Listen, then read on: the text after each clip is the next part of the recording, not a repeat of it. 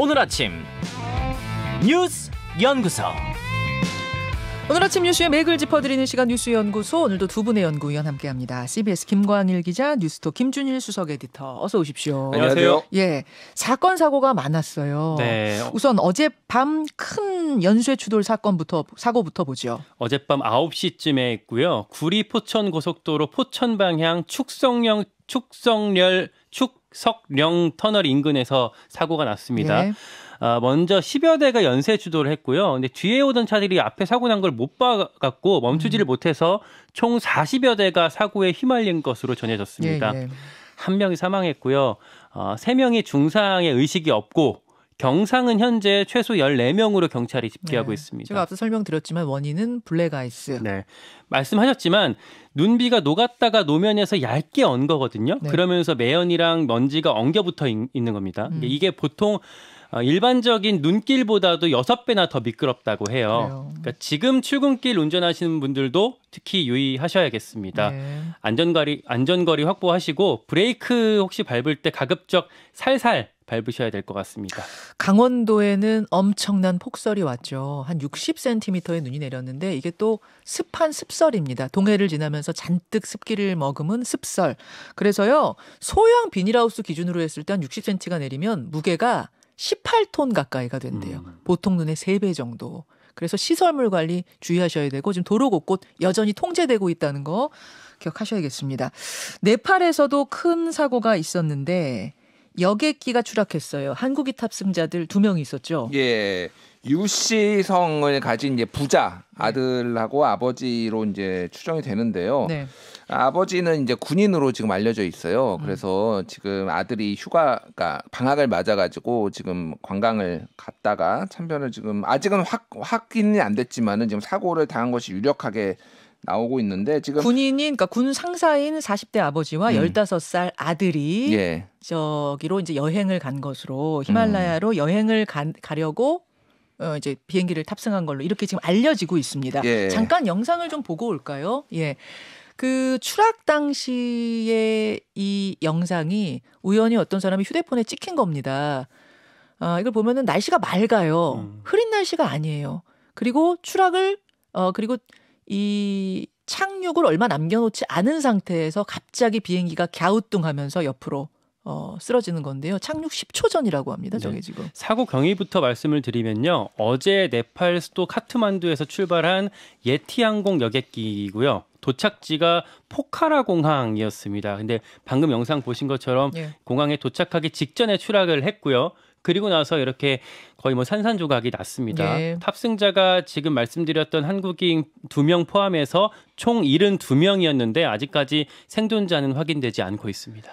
예, 이게 그러면은 이 날씨 때문은 아니라고 하면은 무슨 이유로 지금 보이는 거죠? 일단 저 비행기는 뭐 ATR 72기인데 네. 제작된 지 한 15년 정도 된 거예요. 그래서 이게 엄청 오래된 비행기다. 막 30년 넘은 것도 막 비행기가 다니고 있기 때문에 저거를 뭐 노후 기종이라고 단정할 수는 없어요. 다만 정비 불량인지 여부는 이제 블랙박스가 저런 경우에는 블랙박스가 오히려 선명하게 기록이 돼 있을 가능성이 높기 때문에 한 2-3달 이제 걸립니다. 다만 이제 이 네팔에서 로이터 통신에 따르면은 2000년 이후에 350명 정도가 네팔에서 비행기 사고로 죽었다고 합니다. 한 22년 동안. 비행기 사고가 잦아요. 여기가 왜 그러냐면은 해발 6,000m에서 8,000m급 막 이런 높은 지대예요. 네. 그러다 보니까 비행기가 뜨면은 기상이 나쁘다든지 뭐 이런 이유로 난기류라든지 이런 것 때문에 굉장히 사고가 많아가지고 지난해 5월에도 지금 승객과 승무원 22명 탑승자가 전원 사망한 사고가 있었고 2018년에도 방글라데시 항공이었는데 71명 중에 51명 사망한 사고, 92년에는 167명이 파키스탄 항공에서 사망한 사고가 있어서 어쨌든 좀 주의를 요망하는 상황입니다. 네, 네. 안나푸르나 트레킹 갈 때 가는 데가 저 포카라 공항이라고 네. 해요. 그만큼 산세가 험한 데라고 합니다. 그래요. 예. 안타까운 사고 소식이 들렸고 두 번째 뉴스로 넘어가 보죠. 나경원 대 윤핵관. 국민의힘 전당대회 이를 둘러싼 국민의힘의 내홍이 갈등이 깊어지고 있습니다. 나경원 전 의원과 장제원 의원 간의 공방 설전 뜨거웠어요. 주말 내내. 주말 그 사이에 이루어졌던 내용을 먼저 정리를 정리하죠. 해드리면요. 나경원 전 의원의 해임이 있었습니다. 사의를 표명했었던 저출산 고령사회위원회 부위원장 여기에다가 기후환경대사직까지 해임이 됐어요. 그게 금요일의 일입니다. 예, 윤석열 대통령이 사표 수리하지 않고 아예 중징계성으로 이렇게 해버렸고요. 예. 그 직후에 속칭 윤핵관이라고 불리는 장제원 의원이 선공을 쳤습니다. 나경원 전 의원 향해서 친윤을 위장한 반윤의 우두머리다. 아예 반윤이라고 규정을 해서 압박을 했고요. 나경원 전 의원이 반윤 우두머리 소리를 듣는 날이 올 줄은 몰랐는데 예. 반윤 우두머리가 되려고 하느냐 이렇게 이제 쓴 해서 거죠. 운신의 폭을 좁혀버렸습니다. 예. 그러자 나경원 전 의원이 이렇게 역공을 했어요. 제2의 진박감별사가 쥐락펴락하는 당이 윤석열 정부를 지킬 수 있겠냐? 여기서 진박감별사라는 거는 아시겠지만 2016년에 친박계 조원진, 이장우 의원 등등이 유승민 전 원내대표를 찍어내려다가 총선에서 역풍맞았던 걸 거론한 거고요. 그리고 윤석열 대통령이랑 장제원 의원 사이를 분리시키려는 전략으로 탈압박을 시도했습니다. 네. 여기에 장제원 의원이 다시 응수를 했는데 저는 제2의 진박감별사가 될 생각이 없으니 나경원 전 의원도 제2의 유승민이 되지 않길 바란다. 제2의 유승민이라고 해서 계속 반윤 프레임에 가두려는 모습 이렇게 공방이 있었습니다. 이 장제원 의원의 SNS가 그러니까 어제 나온 거죠. 네, 이건 어제 나왔습니다. 이렇게 되는 거죠. 네. 금요일, 토요일, 일요일 이렇게 주고받고 설전이 오갔고 상당히 수위도 높았고요. 이런 가운데 토요일에 여론조사 하나가 나갔어요. 네, 나경원 전 의원이 국민의힘 지지층에서 계속 선두였잖아요. 네. 그게 처음으로 선두 자리를 내준 조사가 리얼미터에서 나왔습니다. 오차범위 내긴 하지만요. 리얼미터가 미디어 트리븐 의뢰로 지난 12일에서 13일 국민의힘 지지층 515명한테 당대표 지지도를 물었는데 네. 김기현 의원이 32.5%로 1위, 나경원 전 의원이 26.9%로 2위에 머물렀습니다. 그 직후에 이제 나경원 전 의원 측에서 이렇게 문제 있는 여론조사다. 기사 삭제하라. 아니면 법적 대응하겠다라고까지 밝혔거든요. 저도 깜짝 놀랐어요.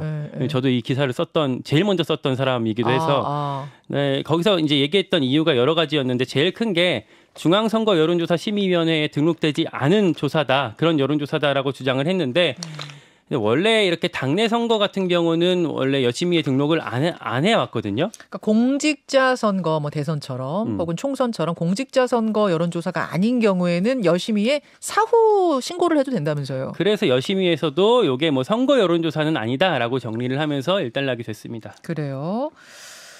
김준일 대표. 네. 이제 이런 상황들이 펼쳐지고 있는 가운데 나경원 전 의원은 출마다 불출마다 결정을 아직 못한 상태인 거죠. 그렇죠. 최근에 미사에 가서 좀 더 고민해 보겠다 이런 얘기를 했습니다. 근데 지금 전체적으로 보면은 윤석열 대통령이 지난 금요일에 해임을 했잖아요. 그렇죠.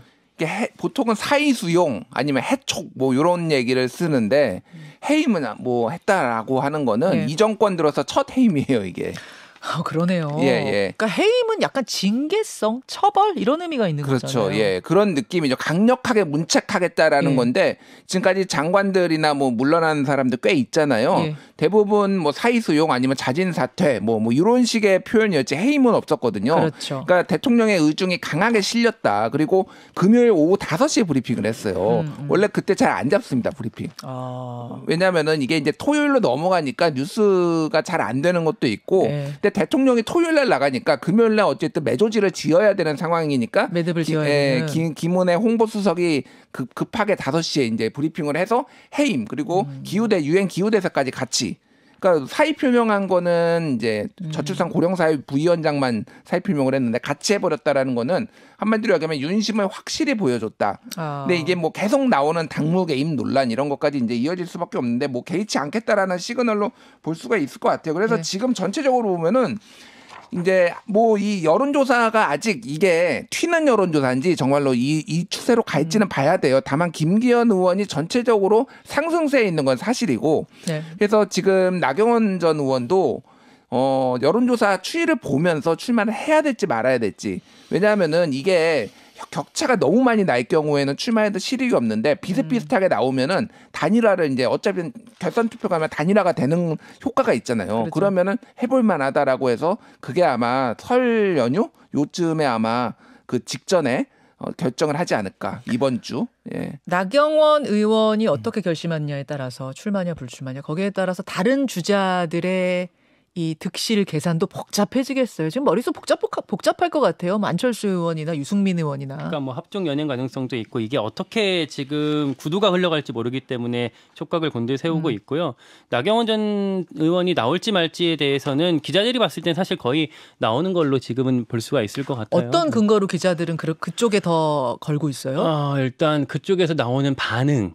그 측근들의 반응을 보면 뭐 좀 이렇게 더 높아지고 이제 사실 나올 거다라고 얘기를 거의 하거든요. 기자들은? 그러니까 측근들도요. 측근들이. 네, 그래서 그렇게 볼 수가 있을 것 같고 본인 행보도 보면 지금 뭐 미사 가고 절 가고 하는 거 보면 거의 전당대회 하는 행보 일정 같이 보이고요. 그리고 저는 그 사찰, 그러니까 종이 사직서를 낸 금요일 날 사찰로 갔잖아요. 윤 대통령이 예전에 갔던 그 사찰로.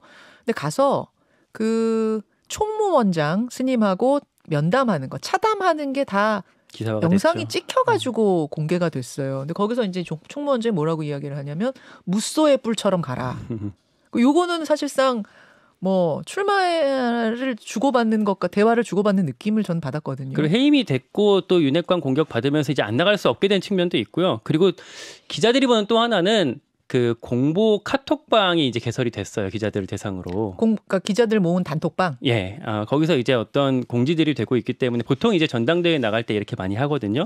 그러다 보니까 나오는 걸로 좀 예상을 할 수가 있을 것 같습니다. 다만 지금 장제원 의원과의 설전이 격해지면서 여론의 흐름이 어떻게 갈지에 따라서 또 바뀔 가능성은 있는 거잖아요. 상황이. 그렇죠. 그러니까 또 하나 주목해봐야 될 거는 그 전에는 김장연대 뭐 수도권연대, 안윤연대에서 안철수, 윤상현 이런 구도가 있었잖아요. 지금은 반 김기현 연대로 지금 의도치 않게 다 이렇게 결집을 하는 모양새. 김기현 대 다른 후보들? 예. 그게 뭐 그게 이제 김기현 의원한테 유리할 수도 있고 불리할 수도 있는데 어쨌든 지금 윤심으로 찍어 누르는 모양새 때문에 나머지 주자들이 살짝 반발하는 모양새라서 그 구도를 좀 봐야 될 것 같아요.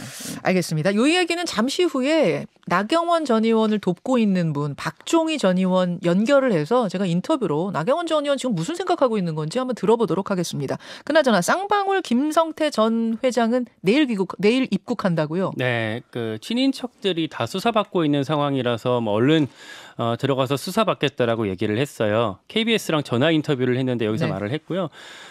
또 좀 주목되는 그 김성태 전 회장의 워딩이 대북 송금은 회사 돈이 아니라 나 개인 돈으로 한 거라서 배임은 아니다.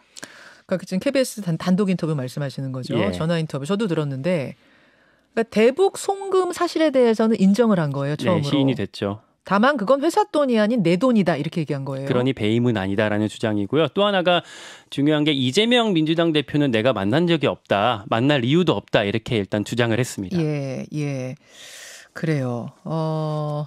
요 이야기도 오늘 뉴스닥에 준비가 되어 있습니다. 거기서 조금 더 깊이 들어가 보기로 하고 다음으로 갑니다. 바이든 날리면 논란 결국 법정으로. 윤석열 대통령이 미국에서 했던 말이죠. 이게 이제 바이든이냐 날리면이냐 논란이었는데 결국 법정으로 가요? 네, 어제 한겨레 신문에서 단독 보도가 나왔고요. 지난달 19일 서울 서부지법에 MBC 상대로 정정보도 청구 소송을 제기를 했다고 합니다. 근데 이게 대통령실이 낸 게 아니라 외교부 박진 장관 명의로 소를 제기를 했어요. 외교부 장관이? 네.